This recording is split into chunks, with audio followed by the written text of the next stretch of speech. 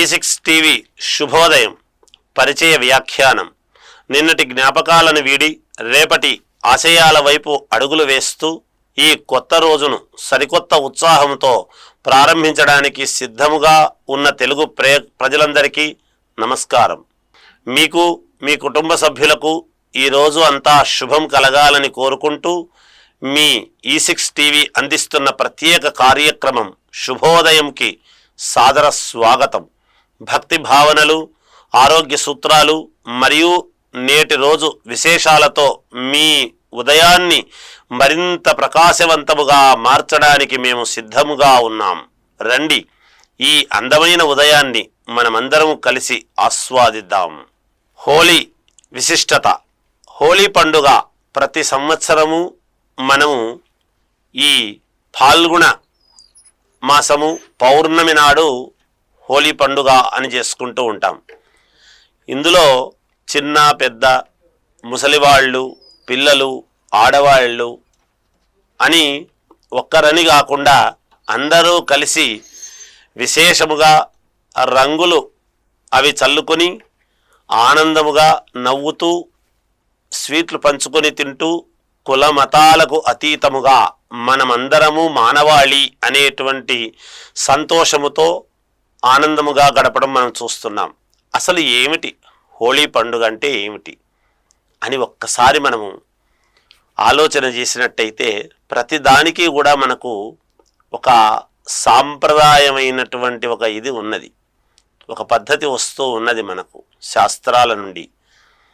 ఎప్పుడో కృతయుగములో నుండి ఉండేటువంటి ఈ యొక్క ఇదిని ఇప్పుడు మనము తెలుసుకుందాం. మనకు హిరణ్యకశిపుడు, ఆయన కుమారుడు ప్రహ్లాదుడు మనకు తెలుసు. అసలు హిరణ్యకశిపుడి యొక్క వృత్తాంతము మనము క్లుప్తముగా గనక మనం ఏమిటి అని తెలుసుకుంటే, ఆయన భగవంతుని ఏమి కోరుకున్నాడు అంటే, మగవాళ్ల వల్ల కానీ ఆడవాళ్ల వల్ల కానీ ఆకాశం పైన కానీ భూమి మీద కానీ ఉన్నప్పుడు కానీ లేదా ఏ మృగము చేత కానీ మనుషుల చేత కానీ సంహరించబడకుండా చావు లేకుండా ఉండేటువంటి వరాన్ని, ఎటువంటి ఆయుధముతో ప్రయత్నం చేసినా చావకుండా ఉండేట్టుగా ఒక వరం కోరుకున్నాడు. సరే, ఆయన కడుపున ప్రహ్లాదుడు పుట్టాడు. ఆ ప్రహ్లాదుడు ఎవరు? నిత్యము విష్ణు పూజా దురంధరుడు, శ్రీ మహావిష్ణువును అత్యంత భక్తితో కొలిచేటువంటి వాడు ప్రహ్లాదుడు. ఈ ప్రహ్లాదుడు నారాయణుణ్ణి నిత్యము స్మరిస్తూ ఉండేటువంటి దాని వలన అందరూ కలిసి, రాజా, మన దీంట్లో మీ కుమారుడే ఇలా చేస్తూ ఉన్నాడు అని చెప్పేటప్పటికీ కొడుకు అయినా కూడా హరిద్వేషి అయినటువంటి ఈ హిరణ్యకశిపుడు ఇతన్ని ఎలాగైనా సరే ఏనుగులతో తొక్కించి కానీ లేదా కత్తితో ఖండము చేసి కానీ ఈ అబ్బాయిని సంహరించాలి అని చెప్తే ఎన్ని ప్రయత్నాలు చేసినా మరి సాక్షాత్తు శ్రీహరి భక్తుడు కదా, ఎలా ఇదవుతాడు? కుదరలేదు. అందువలన ఆ హిరణ్యకశిపుని యొక్క సోదరి హోలిక అనేటువంటి ఆమె ఉంది. ఆమె రాక్షసే. ఎప్పుడు మామూలుగా కృతయుగములో అయితే చిన్న పిల్లలను పుట్టిన వాళ్ళను పుట్టినట్టుగా సంహరించడం అనేటువంటిది జరుగుతూ వచ్చింది. అలా వస్తూ ఉండేటువంటి దాని వలన నారద మహర్షి, ఏమయ్యా, ఆమెను ఏదో స్తుతించండి, ఒక స్తోత్రం చేసి ఏదో ఒక వేడుక వేడుకుంటే ఊరుకుంటుందేమో అనేటువంటి మాట అనిన్నారు. అలాంటి హోళిక అనేటువంటి ఆమెను పిలిచి ఆమెకు అగ్నిలో ఎటువంటి పెద్ద దావాగ్ని ఉండినా ఆమెకు ఏమాత్రము చెక్కు చెదరకుండా ఉండేటువంటి వరం ఆమెకు ఒక వరం ఉన్నది. అందువలన ఆమెను ఈ ప్రహ్లాదుని తీసుకొని, నువ్వు అగ్నిలో కూర్చో, నువ్వు ఎలాగో బయటపడతావు, ప్రహ్లాదుడు అగ్నికి ఆహుతి అవుతాడు అనేటువంటి భావనతో హిరణ్యకశిపుడు చెప్పడం వలన ఆమె అగ్నిలో కూర్చుంది. అలా కూర్చునేటప్పటికీ మరి సాక్షాత్తు శ్రీహరి పరమ భక్తుడు అయినటువంటి ప్రహ్లాదుడికి కించిత్తు కూడా ఏమీ కాకుండా మామూలుగా ప్రహ్లాదుడు బయటపడ్డాడు. ఆ హోళిక అనేటువంటి ఆమె దగ్ధమై ఇదయిందనమాట. మనకు ఏ పండుగలు వచ్చినా మనం ఏమనుకుంటాము అంటే అసురులు, లోకకంటకులు చనిపోతే తద్వారా వచ్చేటువంటిదే మనకు పండుగ. మనకు పండుగల విశేషాల్లో చెప్పేటువంటిది శాస్త్రాలు తెలియజేస్తున్నటువంటిది అదే కదా. అయితే ఇందులో ఒక రహస్యం, మనం ఏమిటి పండుగలు జరుపుకుంటున్నాం. పూర్వము ఈ రంగురంగుల నీళ్లు ఇవన్నీ చల్లుకునేటువంటి అవకాశము లేదు ఆనాడు. మరి ఆ రోజుల్లో ఏం చేసేవాళ్ళు అని ఒక్కసారి మనం అవగతం చేసుకుంటే, అనేక రకరకాల పువ్వులతో అందరూ కూడా ఆనందముగా పూలు జల్లుకుంటూ గడిపేటువంటి వాళ్ళు. అందుకే మనకు ఏ పండుగ వచ్చినా, ఎవరైనా పెద్దవాళ్ళని మనము పిలిచినా ముందు ఒక పూలమాలను వేసి సత్కరించి తర్వాత ప్రసంగించండి అని చెప్తాం. మనం పిలుచుకున్నప్పుడు గౌరవంగా మనం బాగా గమనించండి. ఈ పూలమాలతో సత్కరించేటువంటి విధానము కానీ, లేదా మనకు ఏ పండుగ వచ్చినా ఇంటికి పూలు తోరణములాగా కట్టుకునేటువంటి విధానము కానీ, ఈ పెళ్ళిళ్ళు పేరెంటాలు అన్నీ జరుగుతూ ఉన్నప్పుడు పూల పందిళ్ళు వేసుకునేటువంటి సాంప్రదాయం ఎక్కడి నుంచి వచ్చింది అంటే, మరి చిన్న పిల్లలు పువ్వుల్లాంటి వాళ్ళు కదా, పసిహృదయాలు. అటువంటి పిల్లలను సంహరించేటువంటి విధానం ఎప్పుడైతే చేసిందో దానికి ప్రతీకగా పూలతో సత్కరించుకోవటం అనేటువంటిది ఆనాటి నుండి వస్తూ ఉన్నటువంటి సాంప్రదాయం అని మనము గుర్తించాలి. మనము ఎవరినైనా ఒక పెద్దవాళ్ళని పిలిచినామంటే ఇంట్లో అనేక రకాల సమస్యలు కోపముతో ఉండవచ్చును. ఏవో మనుషులము కదా, అనేక రకాల మనస్సుకు క్లేశముగా ఉండవచ్చును.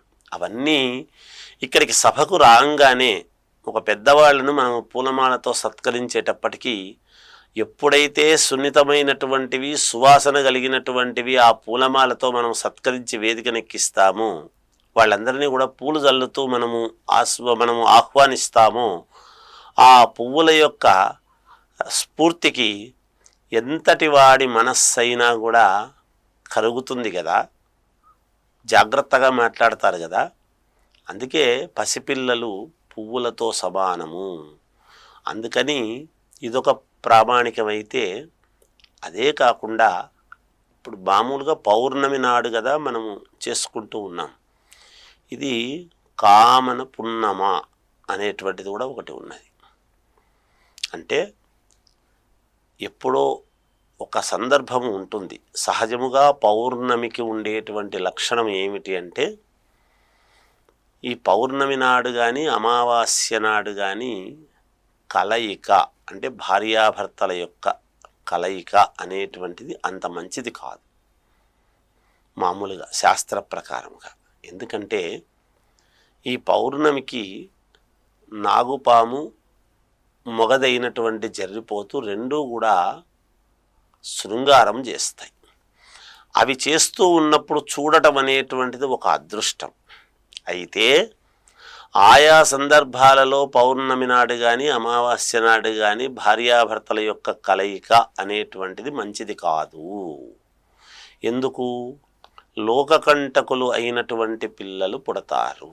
ఇప్పుడు మాసము మామూలుగా పాల్గొన మాసములో వివాహాది శుభకార్యాలు జరిగేటువంటి సమయము కాబట్టి, సరిగ్గా ఈ కాముని దహనం అనేటువంటి హోళీ పండుగ రోజు ఆ దహించేటువంటి ఇది ఉంది కాబట్టి అప్పుడు గర్భాధానం అనేటువంటిది చేసుకోకుండా జాగ్రత్త పడతారు. వివాహాలు చేసిన ఒకవేళ ఈ సమయాల్లో జాగ్రత్త పడి తర్వాత వాళ్లకు గర్భాధాన ముహూర్తం అనేటువంటిది పెడుతూ ఉంటాం సహజంగా.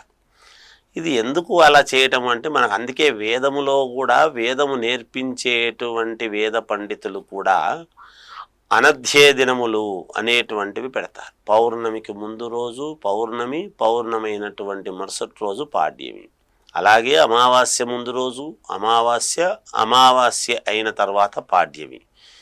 ఇవి 3 రోజులు అనధ్యేయ దినములుగా ప్రకటించబడి అసలు వల్లె వేసుకోవటానికి కూడా అవకాశం లేకుండా జాగ్రత్తగా పాఠం చెప్పడం అనేది ఉండదు సహజంగా. అందువల్ల ఇవి మరి మనం మనుషులము కదా, మరి అవి విషసర్పములు కదా. పాములు ఎంత మనము దేవతగా ఆరాధించినా విషం ఉండేటువంటి సర్పాలు కాబట్టి అవి పెనవేసుకొని చేసేటువంటిది ఏమిటి అంటే వాటి సంతతిని ఉద్ధరింపబడ కోసం మనము ఎంతో దూరదృష్టిగా, అందుకే పూర్వము రాజులు పరిపాలించేటువంటి వాళ్ళు కాబట్టి రాజగురువులు ఎటువంటి సమయములో రాజరికము యొక్క ఇది నిలబడాలి వంశము అన్నప్పుడు ఫలానా సమయములో గర్భాధానము చేస్తే మంచి లక్షణాలు కలిగినటువంటి ప్రజలకు యోగవంతమైనటువంటి వాడు పుడతాడు అనేటువంటిది చెప్పేవాళ్ళు. అందుకనే ఇటువంటి కామము అనేటువంటిది లేకుండా ఇప్పుడు పరమేశ్వరుడు మూడవ కన్నుతో అక్కడ మన్మధుణ్ణి దహించి వేస్తాడు అనేటువంటిది ఒక కథ ఉన్నది. ఆ తర్వాత రతీదేవి మన్మధుడి యొక్క భార్య భగవంతుణ్ణి ప్రార్థిస్తే మళ్ళీ బ్రతికించడం జరుగుతుంది. ఆ సమయములో ఈ యొక్క భార్యాభర్తల కలయిక మంచిది కాదు అనేటువంటిది కూడా ఒకటి ఉన్నది అని మనం తెలుసుకోవాలి. ఇవి శాస్త్రాలు మనం పాటించవలసినటువంటిది. రంగులు చల్లుకుంటున్నాం కానీ పువ్వులను కానీ ఇంకోటి కానీ చేయకూడదు. అందుకని హిరణ్యకశిపుణ్ణి కింద పైన అని కాకుండా మరి శ్రీ మహావిష్ణువు స్తంభములో ఉద్భవిస్తే నృసింహావతారం, అలా నరుడు కాకుండా మృగము కాకుండా మరి రెండూ కాకుండానే కదా నృసింహావతారము. అందుకని అవతారము ఎత్తి గోర్లతో తన తొడల మీద పడుకోబెట్టి ఇలా చీల్చడం అనేటువంటిది జరుగుతుంది. ఆయుధము లేకుండా, ఆకాశము కాదు భూమి మీద కాదు, తన మీద పడుకోబెట్టుకొని ఆ హిరణ్యకశిపుణ్ణి ఈ నృసింహ అవతారముతో శ్రీ మహావిష్ణువు ఎప్పుడైతే నృసింహ అవతారము, నరుడు కాదు మృగము కాదు, సగం నరం సగం మృగం, అందుకే నరసింహ అవతారంతో అలా హిరణ్యకశిపుణ్ణి చంపడం అనేటువంటిది జరిగింది. అందుకే గోర్లు విషపూరితము, ఎవరిని బరికినా చేసినా విషమవుతుంది, మనిషి కాటుకు మందు లేదు అని చెప్పినటువంటి కారణం కూడా. అందువలన ఇవన్నీ కూడా మనకు పూలు ఇంటికి ఎందుకు కట్టుకుంటున్నాము, పూల తోరణం ఎందుకు ఉంటుంది ప్రతి పండుగ వస్తే అంటే, ఇటువంటి పసిపిల్లలను ఎప్పుడైతే ఆమె హోళిక అనేటువంటి ఆమె చేస్తూ ఉందో ఆమె దహించుకొని పోయినటువంటి ఇది కాబట్టి హోలీ పండుగ అనేటువంటిది చేసుకుని సంతోషముగా ఆనందముగా గడుపుతున్నాము మనమందరము అని తెలియజేస్తూ, ఈ హోలీ పండుగ రోజే 3వ తారీఖు చంద్రగ్రహణం అనేటువంటిది కూడా ఉన్నది. అయితే మనం ఎవరు చూడవచ్చును ఎవరు చూడకూడదు అనేటువంటి విషయాలు ఇక్కడ మనం కొంచెము మధ్యాహ్నము పూటనే చంద్రగ్రహణం అనేటువంటిది వస్తూ ఉండేటువంటి దాని వలన మఖా నక్షత్రము పుబ్బా నక్షత్రము వాళ్ళు, సింహరాశ్యాది వాళ్ళు, అంతేకాకుండా మంగళవారము రోజు ఎవరైతే పుట్టుంటారో, ఇది మంగళవారము రోజే ఇదవుతూ ఉండేటువంటి దాని వలన, ఇంకా పౌర్ణమి నాడు ఎవరైనా పుట్టినటువంటి వాళ్ళు ఉండినా మరి అప్పుడు పుట్టిన పౌర్ణమికి ఇప్పుడు సంబంధం ఏమి అనుకోవచ్చు. కానీ తిథే కదా, మనము పంచాంగంలో తిథేశ్చ శ్రేయమాప్నోతి అని చెప్పుకుంటున్నాం. మరి ప్రతి నెల వచ్చేటువంటి పౌర్ణమి ఎప్పుడో సంవత్సరానికి ఒక్కసారి కదా మనం అనుకుంటాం పుట్టినరోజు అని. కాదు, ఈ తిథులైతే ఎప్పుడు వస్తూనే ఉంటాయి కదా. అది బహుళమా శుద్ధమా అనేటువంటిది పక్కకు పెడితే, కనుక ఎవరైనా పౌర్ణమి నాడు పుట్టినటువంటి వాళ్ళు కానీ, మఖా నక్షత్రములో పుట్టినటువంటి వాళ్ళు కానీ, పుబ్బా నక్షత్రములో పుట్టినటువంటి వాళ్ళు కానీ, ఇలా జాగ్రత్తగా మీకు తెలిసినటువంటి వాళ్ళని మీరు తెలుసుకొని మీ జాతకాన్ని పాటించేటువంటి నియమాలు తెలుసుకోండి మొదట. ఎందుకంటే గ్రహణము మనల్ని ఏం చేస్తుంది, ఏముందిలే అని కాదు ఇక్కడ కావాల్సింది. ఇక్కడ ఆ రోజు పాటించాల్సింది ఏమిటి, సింహరాశి వాళ్ళు, ఈ నక్షత్రం వాళ్ళు, పుబ్బా నక్షత్రం వాళ్ళు, మఖా నక్షత్రము మంగళవారం పుట్టినటువంటి వాళ్ళు, అలాగే పౌర్ణమి నాడు పుట్టినటువంటి వాళ్ళు, మీరు పాటించాల్సింది ఏమిటి అంటే చంద్రగ్రహణం కాబట్టి చంద్రగ్రహణము రోజు జాగ్రత్తగా ఉండండి. ఏదో ఇబ్బంది అవుతుంది అనేటువంటిది ఏమీ కాదు, కానీ మననము చేసుకోవటం, ఇంటి దేవుణ్ణి మననం చేసుకోవడం లేదా పరమేశ్వరుణ్ణి ఆరాధించటం అనేటువంటిది ఒకటి. ఇవి రెండూ చేస్తూ మరుసటి రోజు ఉదయము బియ్యము దానము అనేటువంటిది ఇవ్వండి, మీకు మేలు జరుగుతుంది. ఎందుకు ఈ మాట చెప్తున్నాను అంటే, సింహరాశ్యాధిపతి రవి అంటే ఆరోగ్యానికి సంబంధించినటువంటిది కానీ, లేదా ఈ రాశి వాళ్ళ యొక్క తండ్రి రవి పితృకారకుడు కూడా కాబట్టి తండ్రికి జాగ్రత్తగా ఆరోగ్య విషయంలో చూసుకోవడంలో కానీ, తల్లిదండ్రులకు ఎటువంటి ఇబ్బంది, తండ్రికి ఎటువంటి ఇబ్బంది లేకుండా జాగ్రత్తగా ఉండవలసినటువంటి అంశంలో కానీ ఇలాంటివి కొన్ని ఉంటాయి. అలాగే మనకు ఒక గౌరవంగా మనకు జీవిస్తూ ఉండేటువంటి వాళ్లకు వృత్తిపరముగా ఏదైనా ఇబ్బంది వచ్చేటువంటి అవకాశము కూడా ఉంటుంది. అంటే ఒక యోగం, ఒక వెలుగు, ఒక గౌరవం, ఇవన్నీ కూడా చూస్తారు.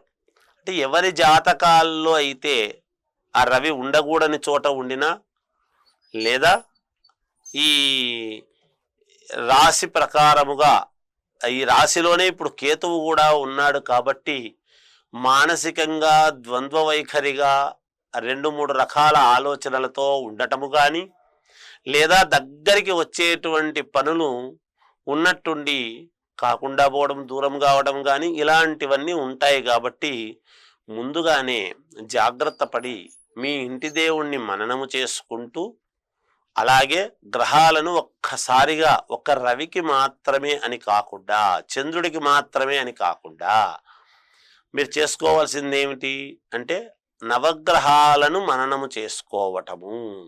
ఒకే పానమట్టములో ఉంటారు కదా, అందువలన అందరికీ మేలు జరగాలి అనుకున్నప్పుడు నవగ్రహాలను ఆరాధించటం అనేటువంటిది చాలా అవసరం. అందువల్ల జాతకములో ఎటువంటి దోషాలు ఉండినా, ఎటువంటి ఇబ్బందులు రాకుండా ఈ గ్రహణ సమయం అనేటువంటిది నిజానికి రాత్రి కాదు, మధ్యాహ్నం పూటనే వస్తూ ఉన్నది. అంటే మనకు కనపడుతూ ఉంటాడు చంద్రుడు కూడా. ఏది ఏమైనా ఆ గ్రహణము యొక్క దోషం అనేటువంటిది ఉండకుండా మేలు జరగాలి అనుకుంటే ఇవి పాటించండి. ఇక గర్భవతులుగా ఉండేటువంటి వాళ్ళు ఎవరైనా ఉంటే జాగ్రత్తగా బయటికి రాకుండా ఇంట్లో ఉంటే మంచిది. ఈ తరగటము కానీ, కత్తిరించడము కానీ, కుట్లు అల్లికలు చేయటము కానీ ఇలాంటివి ఏమీ చేయకుండా ఉంటే మీకు యోగదాయకముగా ఉంటుంది. ఇక్కడ మొండివాదనలు, వితండవాదనలు చేస్తే ఏమవుతుంది అనేటువంటిది కాదు. విని శ్రద్ధగా పాటించగలిగినటువంటి వాళ్ళకే తెలియజేస్తాం. ఇందులో ఖచ్చితంగా పాటించండి అని చెప్పడం కుదరదు. ఎందుకంటే పాటించాలి అనేటువంటి మనస్సు కూడా ఉండాలి కదా. అందువలన అవసరము అనుకున్నటువంటి వాళ్ళు పాటిస్తారు, అవసరం లేదనుకున్నటువంటి వాళ్ళు వదిలేస్తారు. మనస్సంకల్ప సిద్ధిరస్తు. ఎవరి మనస్సు ఎలా అనుకుంటే అలా. ఏది ఏమైనా పాటిస్తే మీకు మేలు జరుగుతుంది అని శాస్త్రములో ఉండేటువంటి మాట చెప్పడము ప్రయత్నము చేస్తాం. అందువలన అదే రోజే, హోలీ పండుగ రోజే ఈ యొక్క ఇది కూడా ఉన్నది. కనుక గర్భవతులు మాత్రము జాగ్రత్తగా బయటికి రాకుండా ఇంట్లోనే ఉండి ఆనందముగా ఈ యొక్క పండుగను ఆస్వాదించండి. మీకు మేలు జరుగుతుంది అనేటువంటిది తెలియజేస్తూ జయోస్తు.